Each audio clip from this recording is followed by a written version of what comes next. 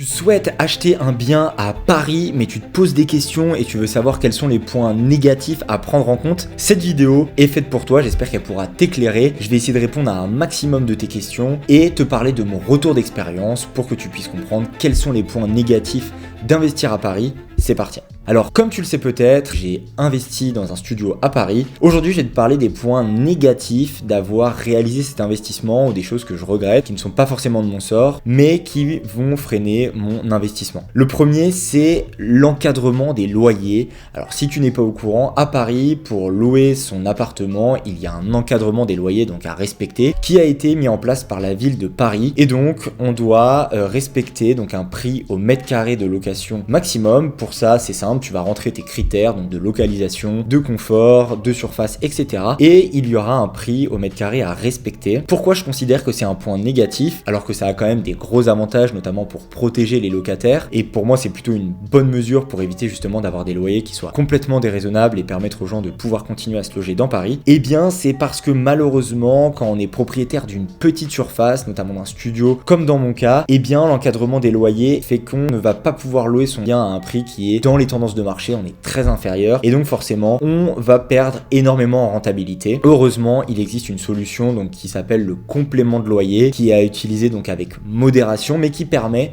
d'augmenter son loyer à Paris et donc de louer un petit peu plus cher si on a des critères de confort ou de localisation qui sont meilleurs que les appartements du même type dans le même quartier. Alors grâce à ce dispositif, on peut avoir une rentabilité qui est tout à fait correcte et c'est le dispositif que j'ai utilisé. Alors le deuxième point, qui est plutôt un point négatif d'investir à Paris, c'est encore une fois un manque de flexibilité, mais cette fois-ci sur la location de courte durée. Alors investir à Paris, on peut se dire qu'en une période comme celle-ci, sur laquelle on va avoir des gros événements, notamment les Jeux Olympiques qui arrivent et même d'autres très gros événements, notamment football, sport, culturel, concerts, etc. Eh bien, pendant les périodes de trou, on n'a pas forcément de locataires. On va pouvoir mettre son bien, par exemple, sur Airbnb pour faire de la location courte durée. Eh bien, malheureusement, ce n'est pas possible, ou alors c'est très compliqué sur une résidence secondaire. Et donc, c'est un frein et quelque chose qui permettrait de booster la rentabilité. Et évidemment, ce n'est pas possible. Alors, je reviendrai sur ces limitations plus en détail dans d'autres vidéos. Pour ça, je te conseille de t'abonner à la chaîne. Mais le fait de ne pas pouvoir faire de Airbnb, évidemment, est très dommage puisque dans certaines villes, tu vas pouvoir faire un mix entre de la location longue durée et des petites périodes de courte durée, notamment pendant l'été, qui vont te permettre de doper ta rentabilité. Le troisième point négatif, si je dois dire, c'est évidemment que Paris est une très grosse ville dans laquelle on a beaucoup de personnes, beaucoup de candidatures, beaucoup de personnes qui vont pouvoir candidater à ton bien et donc ça c'est une bonne chose, mais par contre ça crée aussi beaucoup de turnover, les personnes changent énormément d'appartements et donc ça peut engendrer aussi des comportements qui sont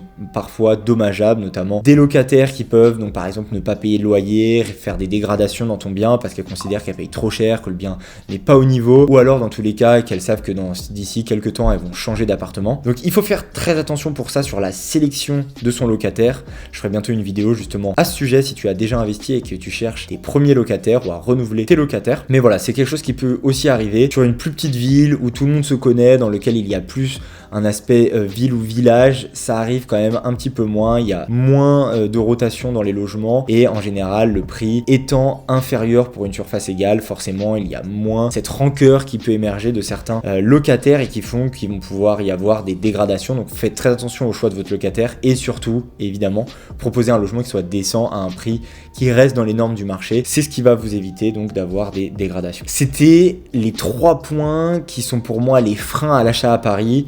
Si tu n'as pas vu quels sont les points positifs, je te conseille de regarder ma vidéo sur pourquoi j'ai moi-même investi à Paris et je te dis à très bientôt.